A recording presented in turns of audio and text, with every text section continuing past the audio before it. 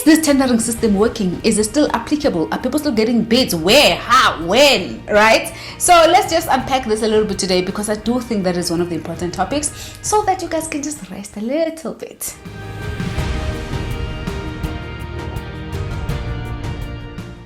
Hi guys, oh my goodness, it has been a minute since I recorded a video, but listen, we are back at it, and I think today we have a juicy topic, which is, are tenders still working? Some people complain and say, "Guni submit a tender and I'm not getting feedback," or "I'm just starting up but I just never get this opportunity." What is procurement actually looking for? And guys, sometimes procurement will just decide to be mute on you and just go silent, never come back to you. So the big question is, are tenders still working? Why I ask this question is because some people feel like, I've been tendering Lerato and I'm not getting bids. What am I not doing right? I'm following your videos. What's happening?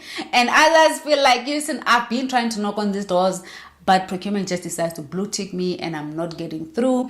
And you do find those that already are providing a service, but procurement decides that, listen, your contract is coming to an end and we are going to issue the RFP, which is such a dreadful position to be in. You're like, oh my goodness, I'm restarting this process again. It's like going to an interview and then you get hired. Then you're told, listen, you're going to be retrenched. You must reapply for that position. Wouldn't you be nervous? It is nerve-wracking, right? So tenders are equally the same. And some large organizations still feel the pressure. I don't think it's just small suppliers that are feeling this pressure. Even large corporates are feeling this pressure. So the tender system in South Africa actually answers the one question. This is how government entities and corporate organizations procure services through a tender system, which is meant to be fair, transparent, and competitive.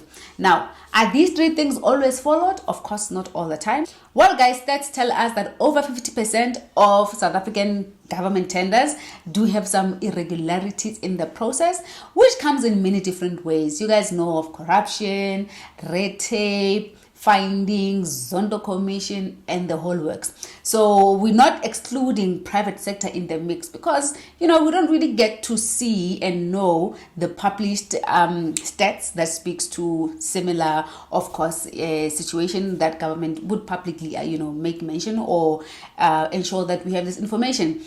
So, but what I just want to touch on is, with regards to this topic, is tender system still working? Where does this thing leave us? For those that are knocking on the doors of new corporates and trying to submit those bids, and most of them are failing. I just want to draw your attention to one thing, and this is obviously speaking to the findings. More than 30% of SMEs, meaning those that are starting up, those that are still small, maybe making less than 5 million, and per annum a year, are still facing challenges with getting bids and contracts on time. If some of them do get, some of them don't even end up actually working in those particular organizations because of a lot of different factors that could come through. And one day I actually want to interview some of you guys. It will be great to hear your stories. So the point is that due to irregular awarding of bids, due to some people really trying so hard and they're just not getting through, and sometimes you just never get feedback from procurement. Why is it? What's the case? I actually want to give you guys a perspective that I would like you to think about. If government spends over R1 trillion of money moving around for third-party service providers, how much is private sector? Double that, right? So now, how are we going to regulate to ensure that we, as procurement practitioners, procurement experts, those that are in these particular spaces, how are we going to ensure that we award the tender fairly? How are we going to ensure that we still give opportunities to small guys and those that are still knocking on the doors? And some people, guys, are gatekeeping. You do find service providers that are the only ones that keep on being used over and over again. And they have mastered the art of specialization, and you cannot procure anywhere else but them. You cannot use anyone else but them. And some of them, they've even created a space whereby once they start providing a service, they lock in.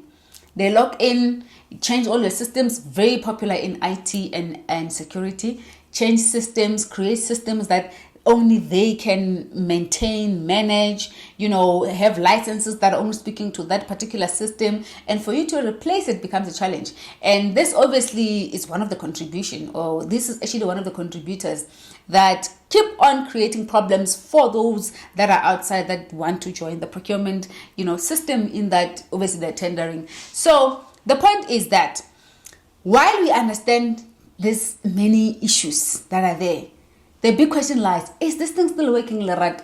How are you going to get business? And to be quite fair, I really get where you guys come from, because in fact, I have done this. I have submitted particular bids and I thought, yes, this is the best approach and methodology I've ever developed.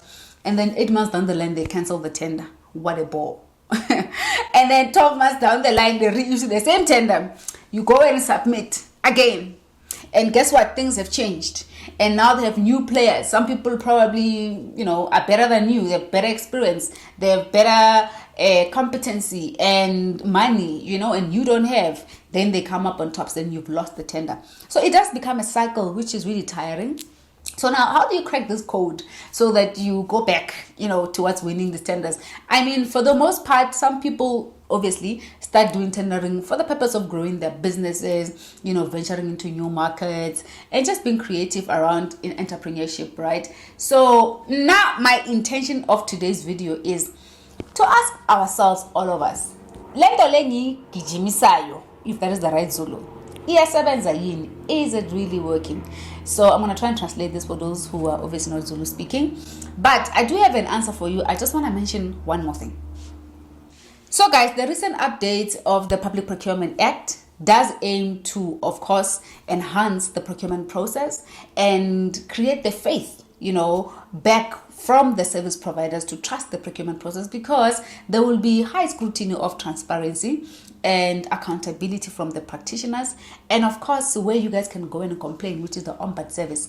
So what I then want to dive deep and focus on even more is, once all of these things are implemented, and will you guys still have trust in the tendering system of South Africa? Let's get to the solution. Is the tender system working? My thoughts? Yes, with the reservations, right? Yes, why? There is a huge amount of improvement that still needs to be done. I have a huge trust in the Public Procurement Act, in that when it starts to be implemented heavily, we should see some form of improvement. But it's not going to take a year, for us to see these massive changes. It will take a bit of time, and you guys need to be patient with the tendering system, because there is no other way. How else can a supplier be appointed to provide a service that is worth 20 million, 30 million? How do you account that money back? How do you account to the board, to management, how you selected ROI Group to provide a service without checking competitively? So there's obviously some dynamics that needs to be reviewed, right? But I do think that, yes, it is worth it.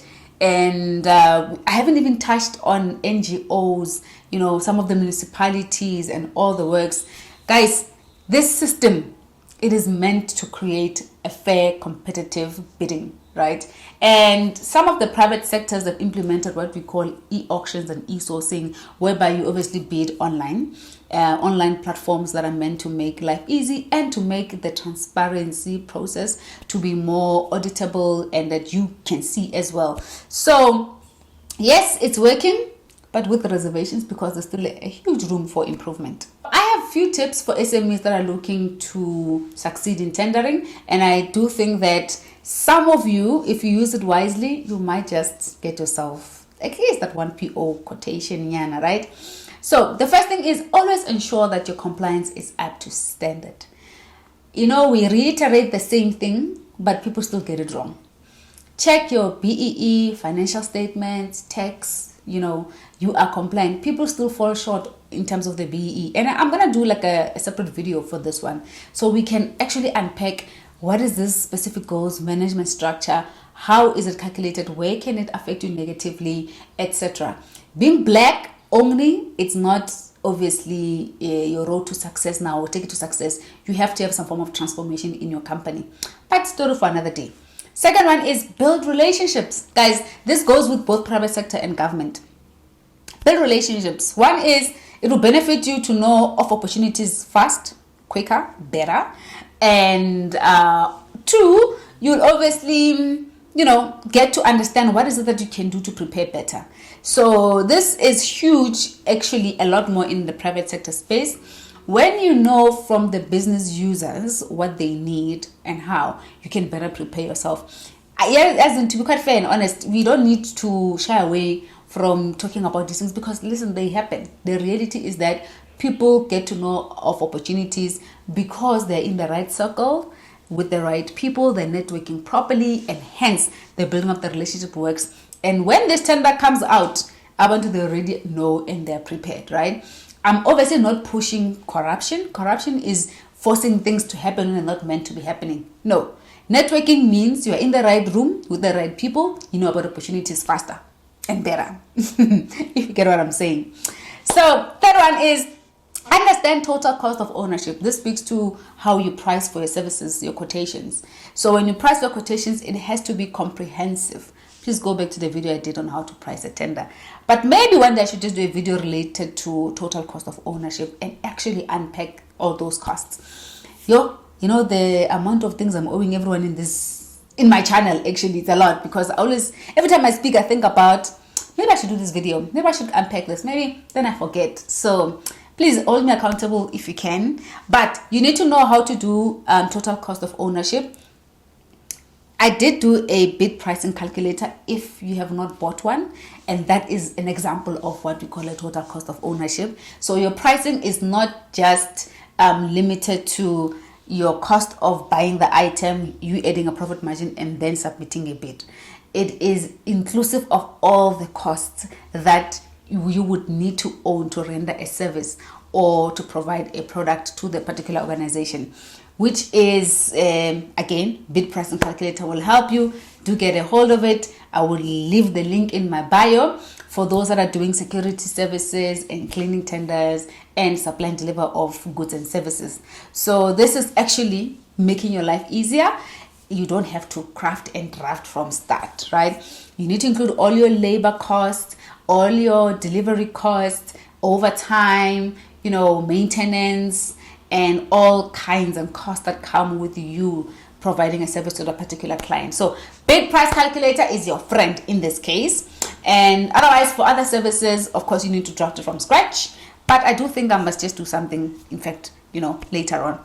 So in closing, are tenders still working? Absolutely, tender system works. We just need to expand our minds and other industries and tap into other sectors, because most people are chasing the same bag. That's why sometimes they think it's not working.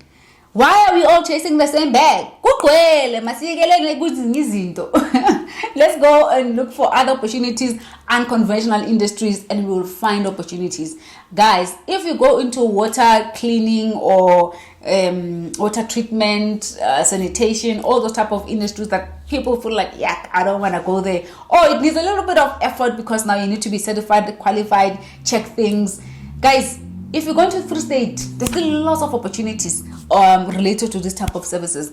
So when they publish tenders, they have less players. But Tina and Kinga, sometimes we go for the same bag, which is the quick one, supply and deliver of stationery, books, uniforms, cleaning, and then we think it doesn't work. Of course, it's saturated. It will be hard. The barriers of entries are high, and people then start having obviously loopholes to do this irregular stuff that we don't want to dive deep into. But my opinion, it is still working. Keep trying. But sometimes if this strategy is not working, change the strategy, change obviously the game plan, and then you'll be able to one day thank me and say, yes, girl, it worked. Guys, I'll see you on the next video, and bye.